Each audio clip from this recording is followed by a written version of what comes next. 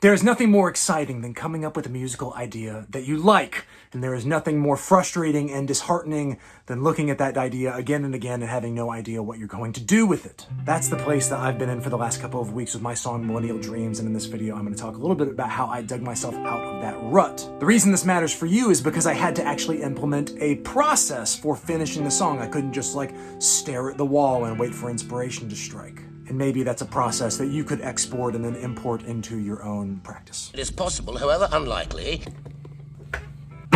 Please forgive me for the sound of a lawnmower that's clearly audible through the walls of this shed. The problem begins with me because I looked back on a song that I wrote in May called Millennial Dreams, and I decided that I wasn't satisfied with the vast majority of that song. I loved the chorus and wanted to keep it, but didn't want to keep anything else. So suddenly I found myself, instead of with a song, with a part of a song that I hoped to transform into a complete song. After a few days of just noodling with the chords of that chorus and not having any obvious ideas, I decided that I needed some kind of process to get me to a complete song. The first thing I did is try to approach and observe my chorus idea from a slightly different lens than I had been using before. You know, when I'm just listening back to ideas that I've created, usually I'm just trusting my gut and thinking do I like this or don't I like this? But in this case, that sort of analysis was no longer helpful. What was far more helpful, or I thought was going to be helpful, is to make some actual observations about the characteristics of the music. To do that analysis, it helps to have an idea of what some of the characteristics or elements of music might be. I'm not saying that you have to be an adherent to music theory, but just know that there are some concepts out there that can be useful for you to use as a lens to analyze your own music and music that you might eventually want to pair with that music. So whether you're starting with a totally academic resource like this or just Googling elements of music, you're going to quickly stumble upon some characteristics that at least I find sort of useful. I made a set of observations about the melody, harmony, and rhythm of the chorus part that I had written and actually typed those up for future reference, and then I set that reference material aside in order to focus on writing some new ideas. Those new ideas were controlled in a way by some of the features that I had observed in my chorus, like what key is it in, what's the tempo like, what's the general mood of it. But aside from those kind of basic constraints in my overarching goal of writing something that I think is going to sound good, I just sort of went at it. I believe and generally adhere to one of the core lessons from the book The Artist Way, which I highly recommend. It sort of suggests that quantity will lead to quality in the world of any creative activity, and that has proven correct for me time and again. So I just sat down and churned out a bunch of potential verse ideas to pair with this chorus. Here is a sample of all of them. It's colder here than I thought it would be. In bed with paper thin sheets. Told me that I could be anything that I want. How many times do you have to before you come true? How many ways you have to wait when you come out? Last time that I saw you, you cried. Looking for mad, looking for mad, a bottle of wine. I've been sleeping at the bottom of a bottle of screw top wine, trying to dream about, and I try to dream about all the colors that are so but then I'm pressed like glass against your cheek.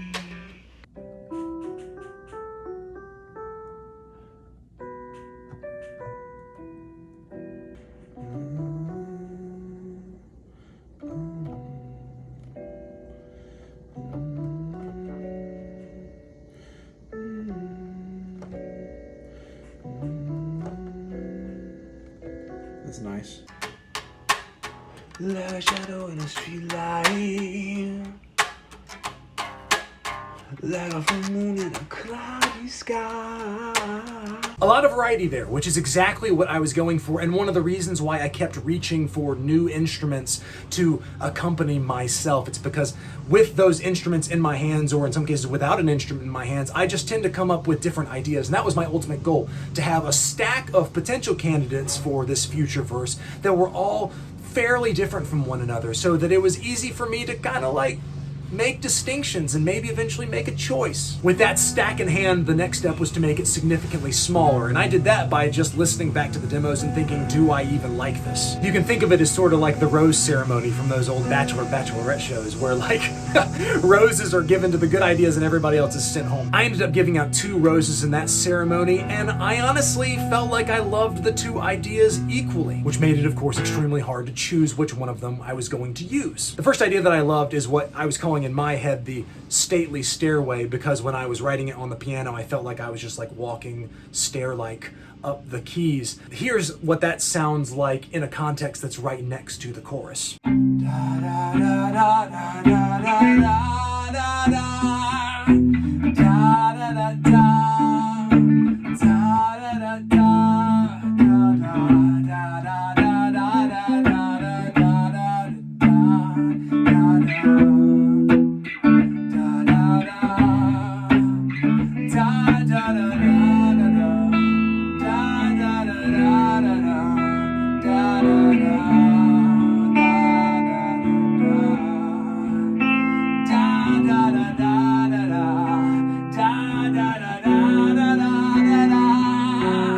Somebody wake me, 'cause I'm too deep in orphan promises and loading screens. Somebody wake me, I'm too deep, wrestling the pieces of millennial dreams. That appeals to me on a basic melodic level, and I also feel like, though it's quite long, the melodies in it sort of feel like they tell a story, which is sort of nice. The second idea that I love, though, is totally unlike that. In fact, when I first wrote it, I didn't even really appreciate that it had a meaningful melody. I was so focused on the fact that it had a groove and that it seemed to interlock with a guitar part.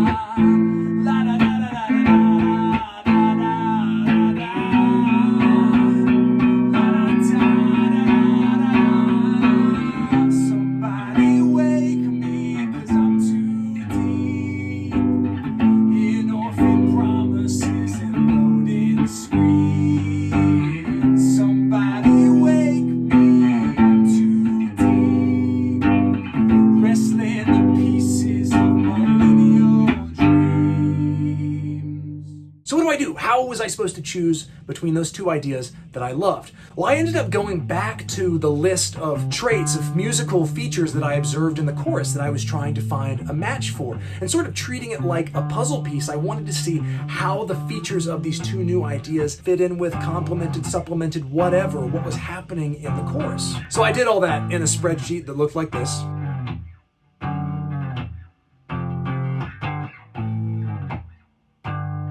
It may seem clinical to some of you to reduce a songwriting process into musical observations in spreadsheet, but this type of comparison proved very, very useful. The main thing it did is supported my intuition that the second idea, the groovy idea, was quite a bit different from the first idea and quite different from the chorus that was supposed to be the seed of this entire song. And now I've got a decision that as a creator I feel qualified to make. What do I want? This is the kind of question that every artist would answer differently, and likely would answer differently at different times in their lives.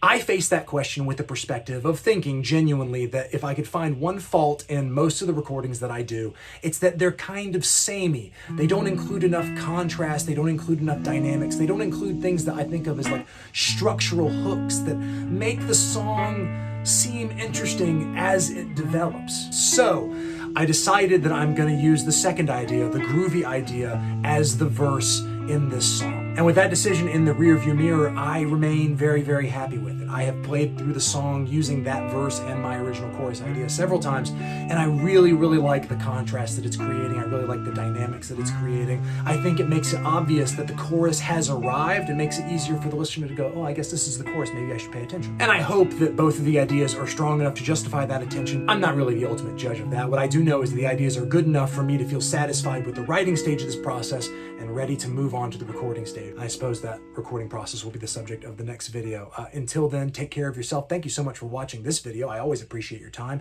Hope you're doing well, and I'll talk to you later, I guess.